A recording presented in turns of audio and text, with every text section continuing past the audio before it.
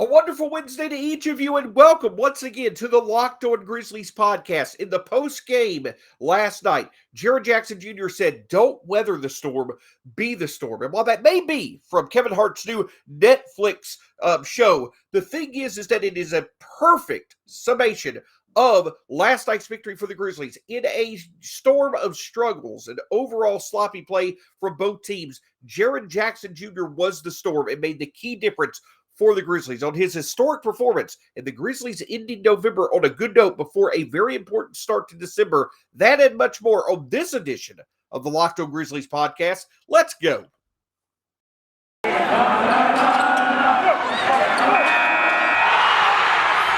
are Locked On Grizzlies, your daily Memphis Grizzlies podcast, part of the Locked On Podcast Network, your team every day.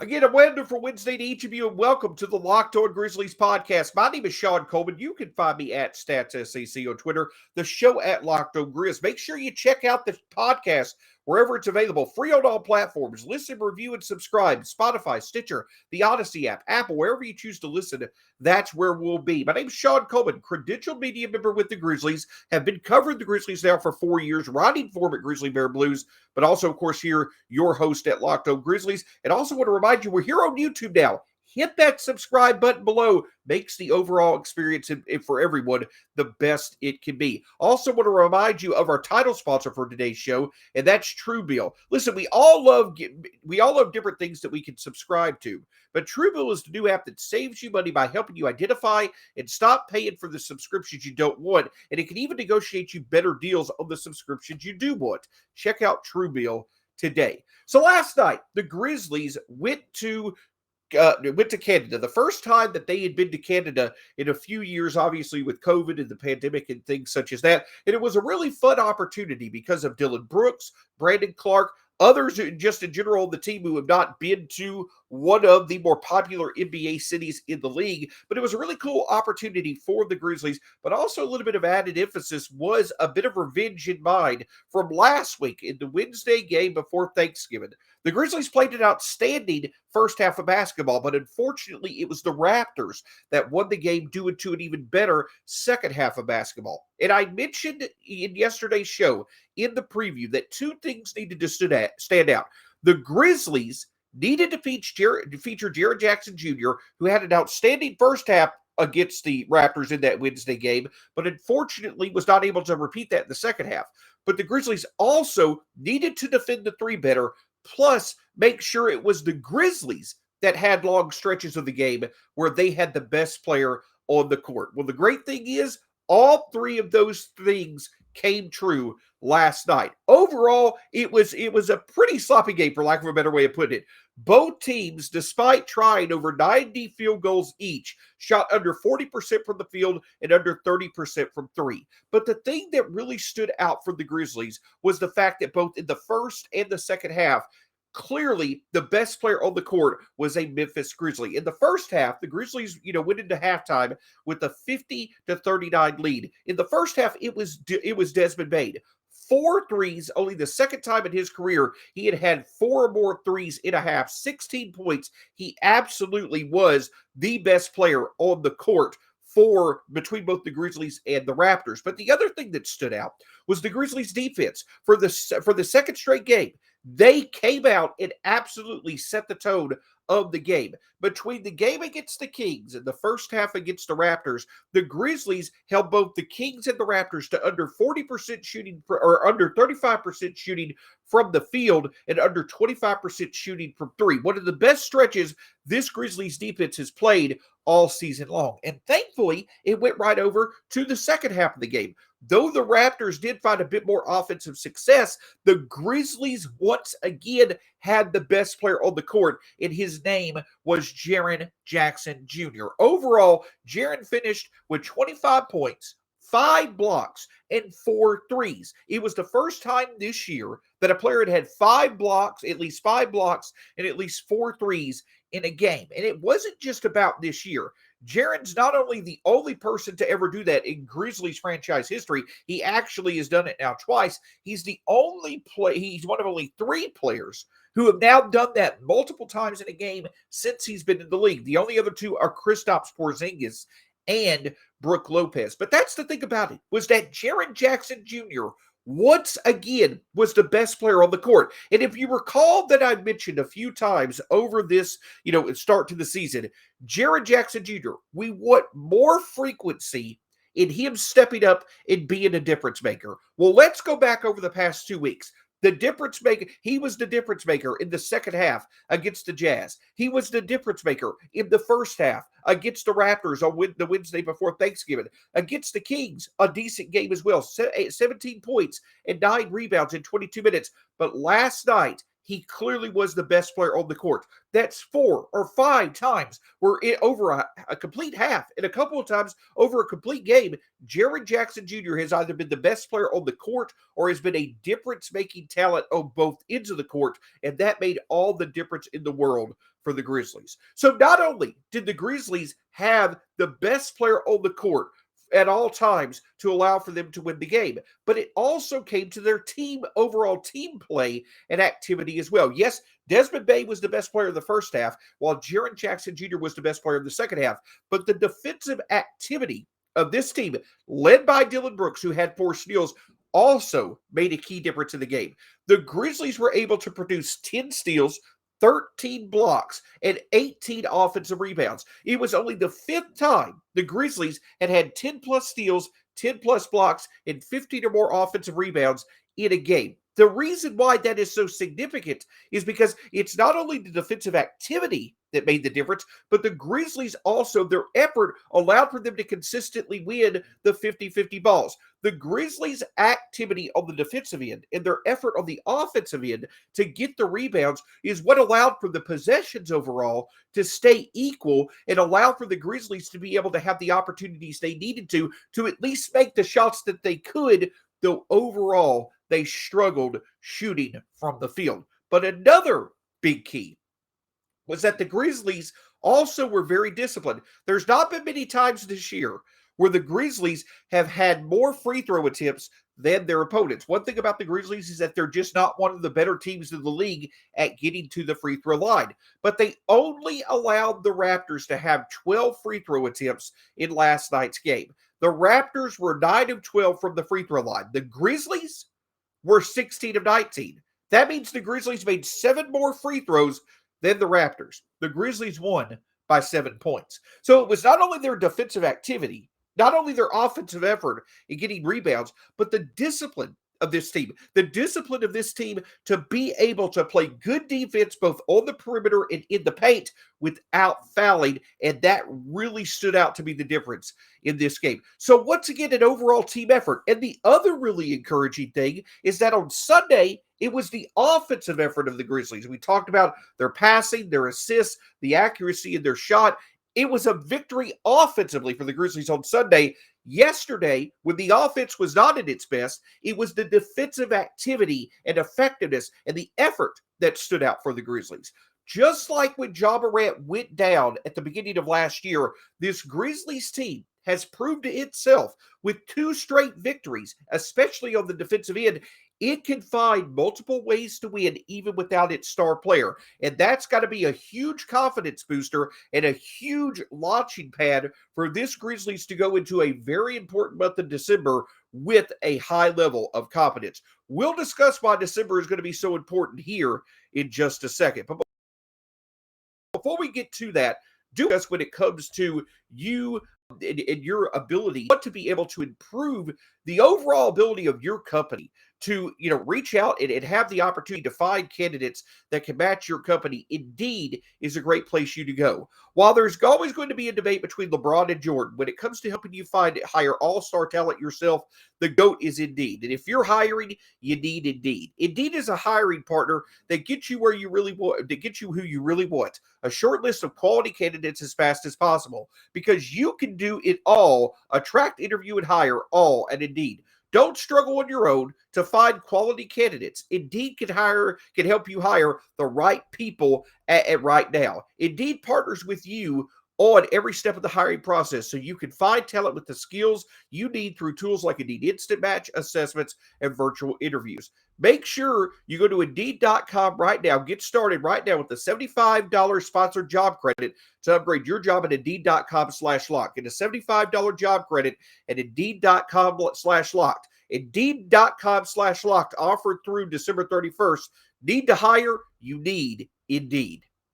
The great thing about it is also, though, is that when it comes to you wanting to improve your daily diet, listen, if you work at a company where you want to improve your employees, you want to go to Indeed. But if you want to improve your daily diet, you want to go to Built Bar. It's a great opportunity for you to get a healthy snack that also tastes great. Have it in the morning for breakfast, have it in the afternoon as a snack. And if you go to Built.com right now, you can put in the promo code LOCKED15.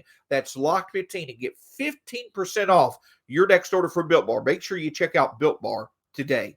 On tomorrow's episode of the Locked On Grizzlies podcast, listen, it's great that the Grizzlies defense is back, at least to a level where it's being effective. And it's great that the Grizzlies are being able to find enough success offensively. But what do the Grizzlies need to do to get their three-point shooting back on track, which has certainly struggled over the past several weeks? We'll look at that, plus previewing the game against a Oklahoma City team that, while competitive, is a game that the Grizzlies really need to win with how important the start of their December schedule is. That and much more on tomorrow's edition of the Locked On Grizzlies podcast. So let's get into why. I've mentioned a few times now that the Grizzlies schedule, when it comes to them entering December, is so important. And the reason why that is because I know we're only a fourth of the way through the season. But right now, when you look at the Western Conference, the Suns and Warriors right now are tied with the best record at 18-3 apiece. They take up the first two spots in the Western Conference.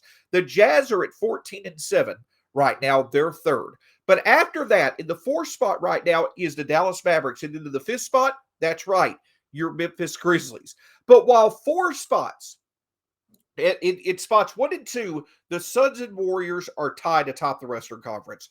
4 games back are the Jazz in the third spot, and then 3 games back of that are the Mavericks in the fourth spot. So the Mavericks are 3 games behind the Jazz for third place in the Western Conference and 7 games behind the Suns and Warriors for first or second. It seems like the Suns and Warriors clearly are going to be the top 2 seeds in the West.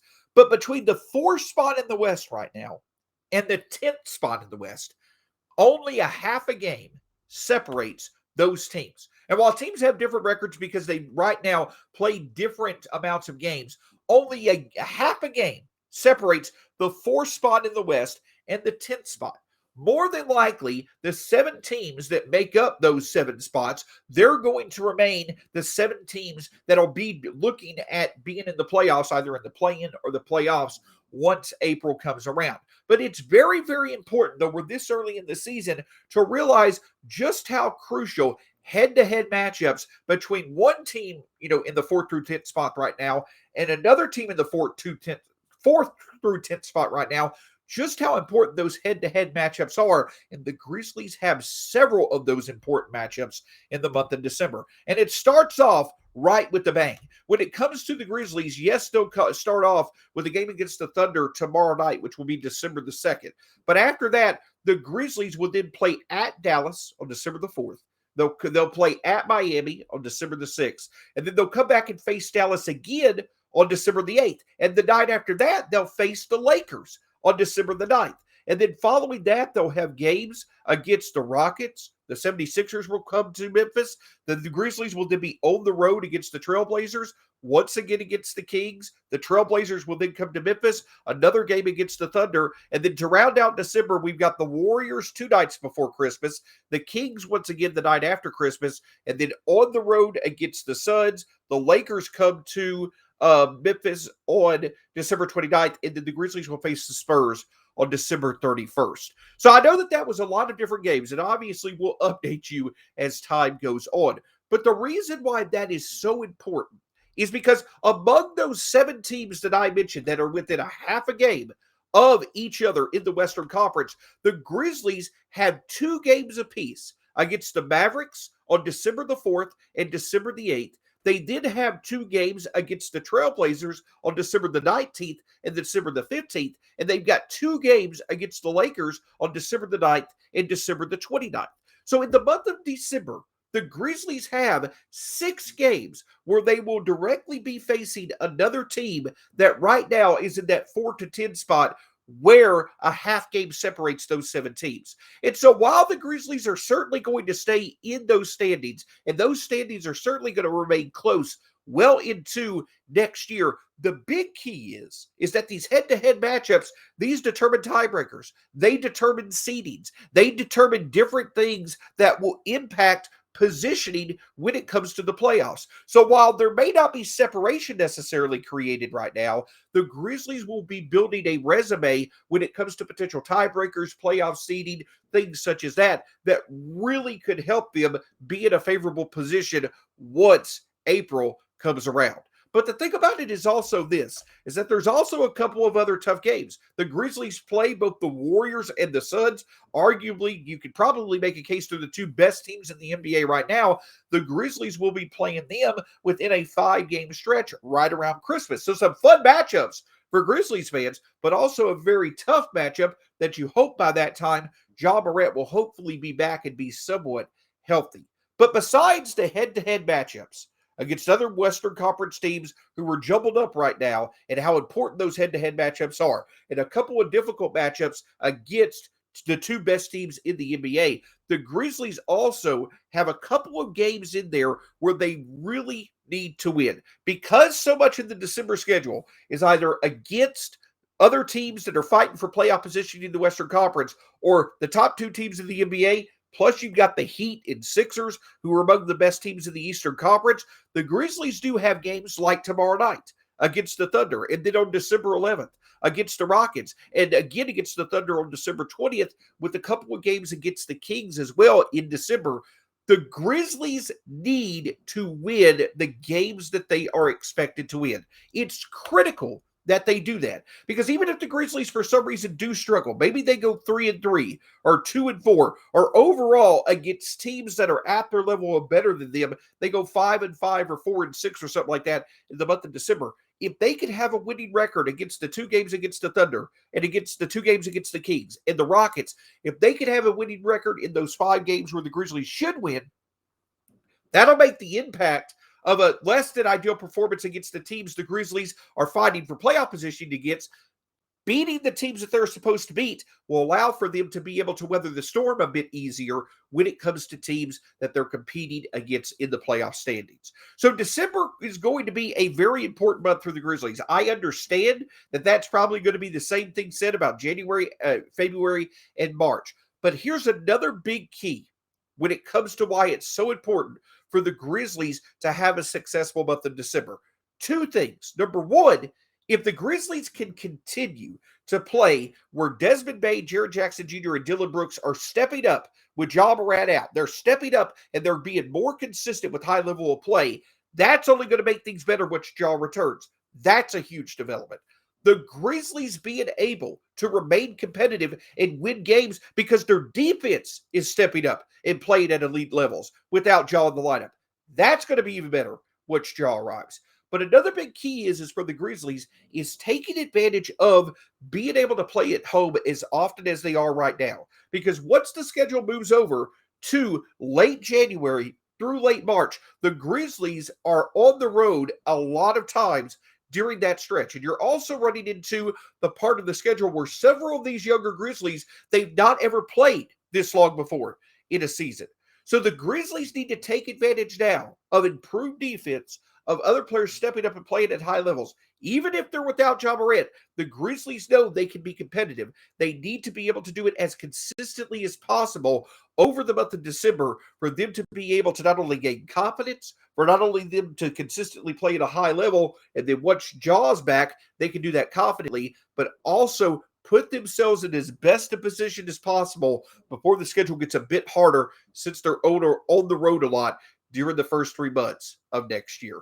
But of course, another thing that also will help out is the Grizzlies reserves stepping up and playing to their best level. Last night, DeAnthony Melton really showed out despite not shooting well, 9 rebounds, and once again being very active. But another player is returning to form, and it's been great to see. Despite the fact that Brandon Clarke was out of the rotation for much of the start of the season, now that he's back in full form and in a full, in reliable rotation spot, he's played back to the level that really made him one of the best rookies in the NBA 2 years ago. We'll discuss that in just a moment.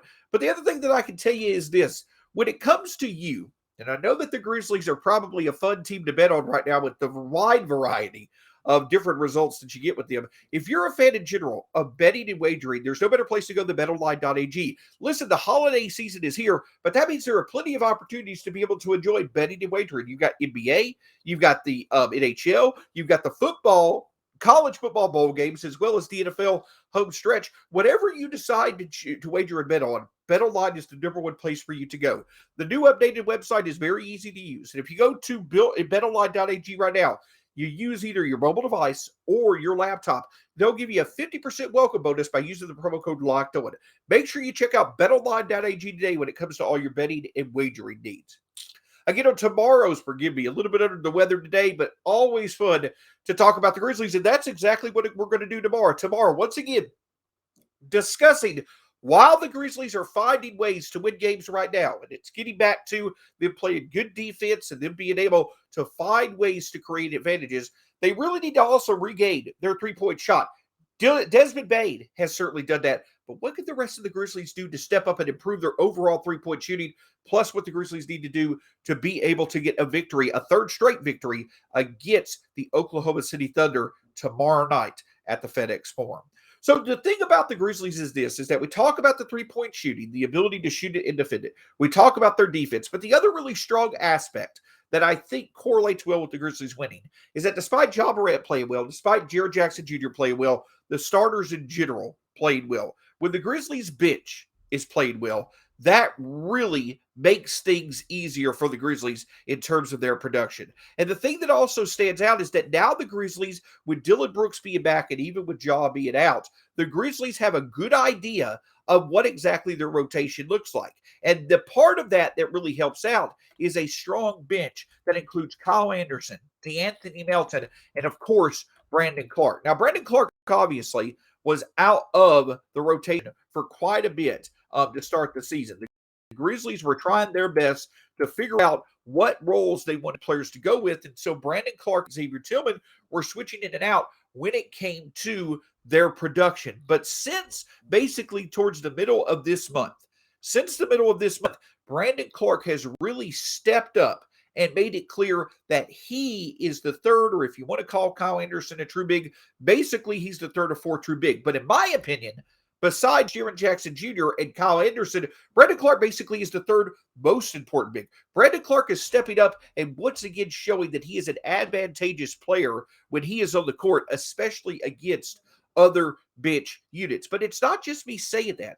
It's truly the numbers suggesting that he is back to his level of performance that he was during his rookie season. For example, during his rookie season, when Brandon Clarke was one of the most efficient rookies in the history of the league when it came to scoring, he shot 61.8% of field goals from the field. This season, he's over 60%, 60.8%.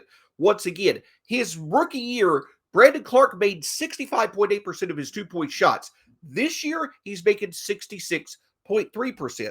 Once again, his true shooting percentage and effective field goal percentage, each of those are at elite levels compared to the rest of the league. And the other big thing about it is that it's not just his scoring that has really stepped up. This year, Brandon Clarke has the highest rebounding rates, the highest assist rates, and the highest block rates of his career. So it's not just that Brandon Clarke is stepping up and being a more consistent scorer like he was his rookie season. He also is doing things across the board to help the Grizzlies win games. Listen, I know I've talked about it before, that others had talked about potentially starting Brandon Clarke because his numbers were so effective with Jaren Jackson Jr. when they were on the court. And a big reason why is because the defensive level that they had played with. I had mentioned, though, that I was a bit skeptical of just how effective they would be consistently against the best lineups in the league because a lot of their production was coming against second-rate players, or not second-rate players, but reserve players, the second lineup players, the bench players.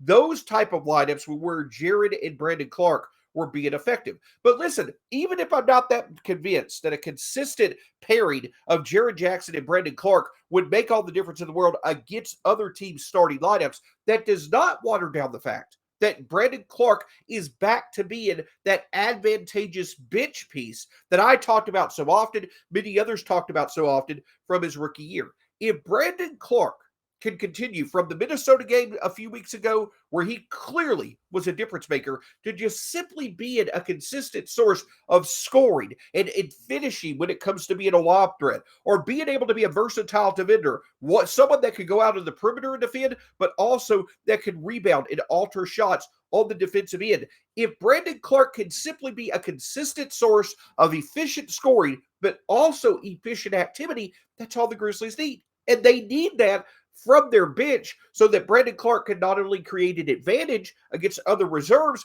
but also if Steven Adams were not to be effective, or if Jaren Jackson Jr. were to be in foul trouble, Brandon Clarke can then step up into a more featured role and play well against other teams' best players. That, to me, is a key difference between Brandon Clarke now, obviously between him last year, but also between him and his rookie season. Yes, he still may have been in his rookie season a bit better, more efficient scorer. He did obviously have higher scoring rates that year, but Brandon Clarke now versus Brandon Clarke then, it's not just all about his scoring. It's also about the other little things that you can trust him to do. Play good defense, be a finisher, make smart decisions at the rim, make good passes.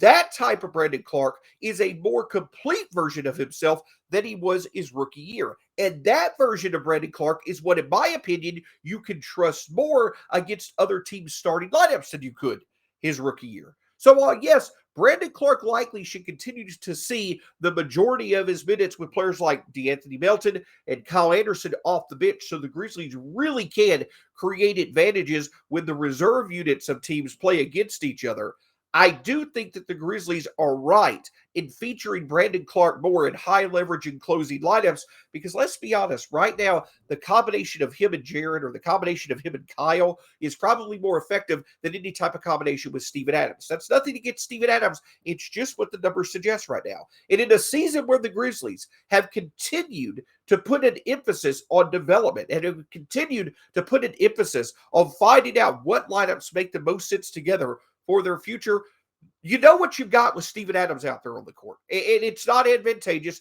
It's not a benefit. It's not being effective. You know also what the numbers suggest about Brandon Clarke.